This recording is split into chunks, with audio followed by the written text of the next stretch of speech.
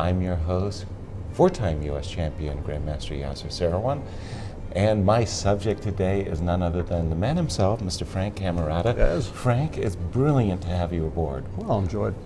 I remember asking Frank what he did. He says, well, I'm a rocket scientist and I work for NASA. My job is poking holes in the sky. It was from that engineering background that you really got into chess sets, perfecting the design, and your attention to detail has been legendary. Really, the interest for chess set design more came as a player. When I first went to the Franklin Club in Philadelphia, Franklin Mercantile, and they had these old penny, real old penny sets and the old chess tables and the masters up on the wall. I mean, really impressive for a teenager coming in and say, "Wow, this is pretty neat." Fantastic. But they're playing on those little plastic sets, really nice sets. And from there, the sets kept getting worse and worse. And I'm playing on these things, and I'm thinking, what happened to the craftsmen? They all die. Where are they? Right. And so I got to the point where I said, geez, I'd kind of like to make chess sets. Like, I think I can do it. In London, I happened to see a Jake's chess set. Well, which was a beautiful set. And of course, you don't see them in the States much. I mean, to get the Fischer-Spassky match, used the Jake set, but that wasn't what I consider to be quintessential Jake's chess set. Well, I go there and I see one, and man, these are nice. Why can't we make these? Right. I called Chris Jakes, as one of the owners of the company, and I said, hey, why don't you guys make sets like your great-great-grandfather used to make? Right.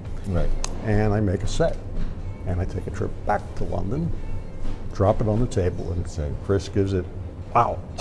That's good. Can you make that for us? Yeah. And I said, well, that's mine, but I will make your sets. I will recreate your sets for you, the ones that your great-great-great-grandfathers used to make. Right. And that's how that kind of started. I started making sets for them.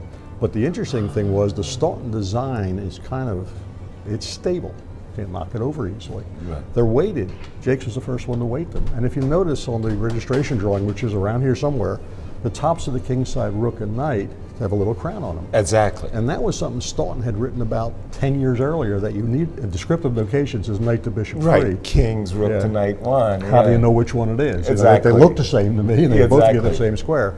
So my very first design was what I called the collector series.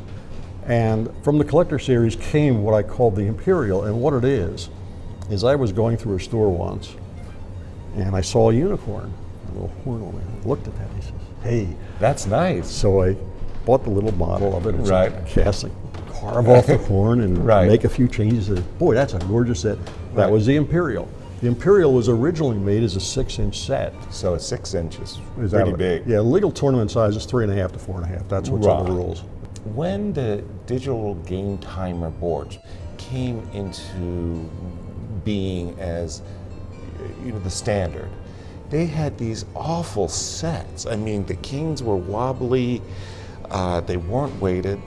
Rex took over the center, kind of decided to build chess in St. Louis. He wanted to have a set for the Sinquefield Cup that was, BGT set.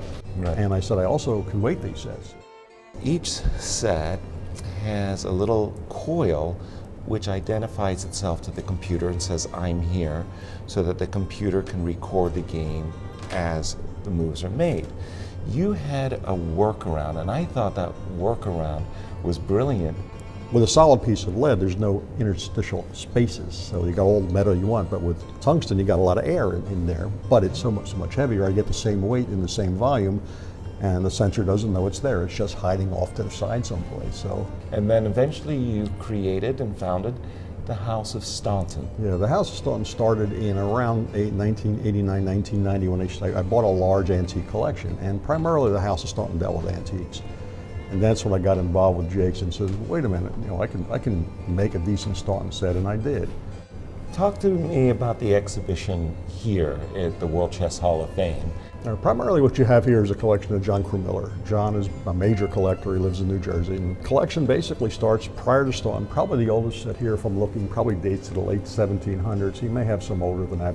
And carries it through the pre-Stauntons and then into the Jakes lines, or Jakes sets can be recognized by looking at the design of the knight head and some of the cuts of the pieces. Okay, this is from this era, this is from this era. There are labels, there are numbers on them, and there are some very rare, very early Staunton sets here. Chess is so democratic. You can actually get an inexpensive wooden chess set, but you can also go up to $15,000, $20,000 and even beyond.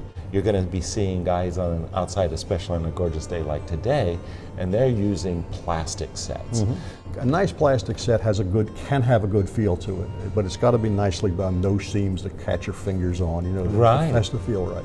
Yes. Explain to me a little bit how you got into chess. I'm real curious though. What's your first experience? Where did you first learn it?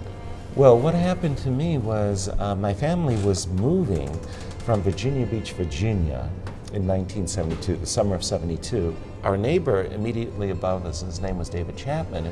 David had a very large closet full of games, the Parcheesi, backgammon, and all kinds of games, card games especially that we played.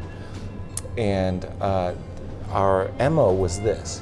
He'd tell me the rules, he'd teach me the game, he beat me, he beat me, he beat me. The moment I won, that game went back into the closet. The new game came out, right?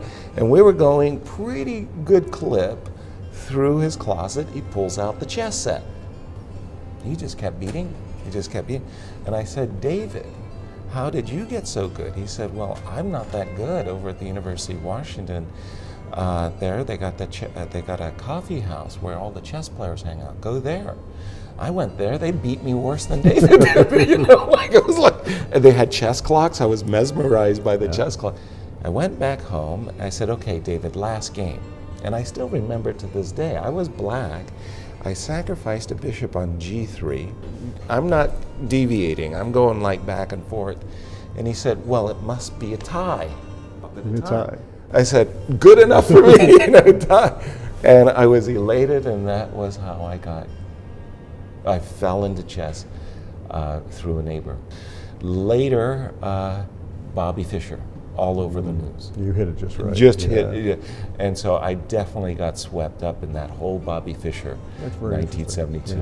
It's interesting you can remember kind of a first game like I do too. You know, at usually the end of maybe the Sinquefield Cup where Rex and his son play with this Randy, kind of, yes. this ultimate tag, moves, the yeah. tag. Do you think they would consider playing on this? Oh, without question. That would be very, very nice. They'll probably add a 30-second bonus just to make sure that the players wouldn't injure it. Wouldn't injure themselves. Yeah, exactly. Well, I'll take the insurance on that too, you know.